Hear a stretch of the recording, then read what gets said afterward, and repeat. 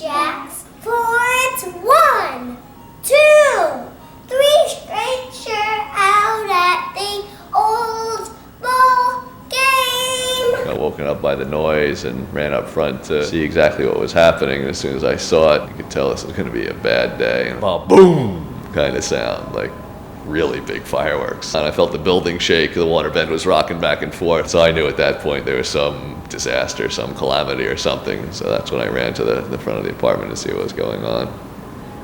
Most of the people who were actually forced to jump out of the building, I believe, were doing it on the north tower. And I guess I'm glad not to have any people in there. Yeah, I was also fortunate since I knew pretty early that the rest of my family was safe. I think you also talked to Dave from the 7th floor who had spent the better part of 2 days before they had their whole family back together. That's amazing. So he was running around outside trying to find kids that had been going to nursery school and kindergarten. Since I knew where mine were, I felt no need or desire to go out there. Felt perfectly safe sitting in my living room. It's almost like watching on a big screen TV. I mean, you see something unbelievable out of some action movie. It'd be an Arnold Schwarzenegger film, except it's real this time. And Church Street is strangely deserted for 9:15 on a weekday. So some guy walking past the farmer's market. For a while they were packing up their groceries and their fruits and vegetables, but at some point they got the sense that it wasn't a safe place to be, and so while their trucks were there and got damaged, they apparently all got out safely, and a Coke truck stayed there for hours. It's in some of my pictures after the buildings fell. You really couldn't see that much with the naked eye. Through the small viewfinder in the camera, I couldn't really see that much either, so I didn't know really what I was seeing, what I was shooting until it was all over.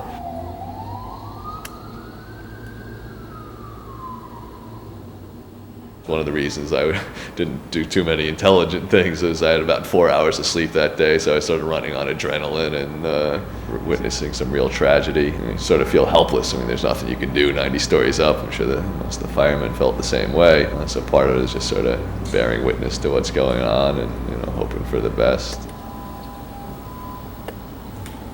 And I sort of glimpsed out of the corner of my eye some part of the building sort of tumbling. Projectile started breaking through the glass, smashing the windows in. A few minutes later, my brother called me on the phone. We actually have the recording on the answering machine telling me that, it was the South Tower that fell and Lower Manhattan is covered in dust, and I'm sort of choking and coughing and cursing someone saying, oh, no wonder, What in God's name have they done? What in God's name have they done?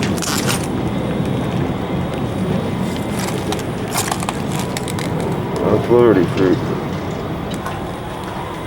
What in God's name have they done?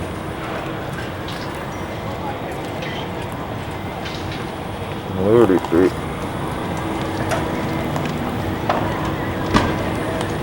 It's horrible.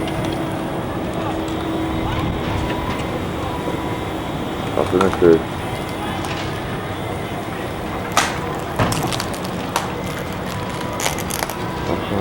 Nothing to focus on. Now we got no windows in the front. Jesus Christ. I don't know there's anything you can do. Maybe put some face masks on. The entire Lower Manhattan is blanketed by that dust, but evidently the South Tower collapsed. Holy shit. Yes. Yeah. Yes. Yeah, I saw something coming at us, and then boom, the windows blew out. These guys got some dust in the apartment, and Mark is choking. Yeah, it's bad. Can you get into the back bedroom with the kids? The kids are here. The kids are up at a friend's place in Tribeca.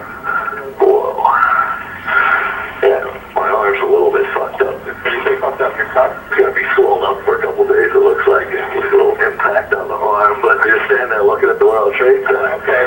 And then boom. Okay. I was moving away from the window, fortunately. Yeah. Every sense was being bombarded. It was the noise of it, it was physically being hit by pieces of rubble, the dust that was in your eyes and your nose and your mouth that you could taste and choke on and all. As you've seen, there's a big hole in the 4th and 5th floor where some big steel girder or something from the Trade Center must have hit and knocked out 2 feet of concrete and brick, put probably a 10 or 15 foot square hole in our building. I was 1 floor up from that, and I believe ours was built around 1913, so it's seen a lot of stuff. Narrowly missed getting urban redeveloped when they put the World Trade Center up. Now we actually just had a meeting with some city officials. They don't have any intentions to try to knock down the building as part of any redevelopment effort, so we're happy that we continue to stand and bear witness to all the things that have happened there at the site.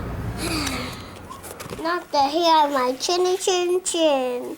And I'll puff, and I'll huff, and I'll puff, and I'll blow your house in. And he did. So. It's like a quiet dance, huh? Boy, you can't even picture that view out the window now. They are so thoroughly gone in my mind. It's unreal. When I used to look at it, it was painful because it was like something that in my mind was saying it was there, but this made you realize that it wasn't. Now, my mind knows it's not there, and looking at this makes you remember that it was. Boy, watching this though, I can put myself in that morning again, remembering all the sounds, how clear it was. Look at the detail on the siding. Oh my God, it was so hot. I don't know why or how it worked, but nobody was jumping on this side. The only thing I really remember seeing is just like little white puffs of smoke falling out. And I wasn't any further away when the building fell than this. Yeah. But I was going the other way and I never looked back. I saw it coming down, like a big hand. Yeah. Yeah, go ahead. I realized for the first time how close I was to being pelted. I remember saying, don't look back and don't take the second to look back. You know, it took, 10, 12 seconds to come down. Yeah. If I hadn't moved. I remember I turned around and Look at looked because I heard stuff hitting the street, but I didn't know what the heck it was. And I looked up and realized how stupid it was. It was just like, I can't see anything. Other than that hand coming down. You saw a hand coming down?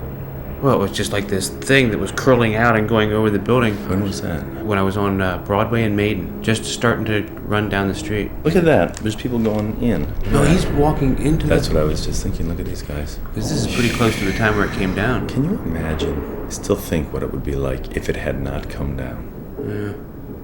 There were some huge buildings.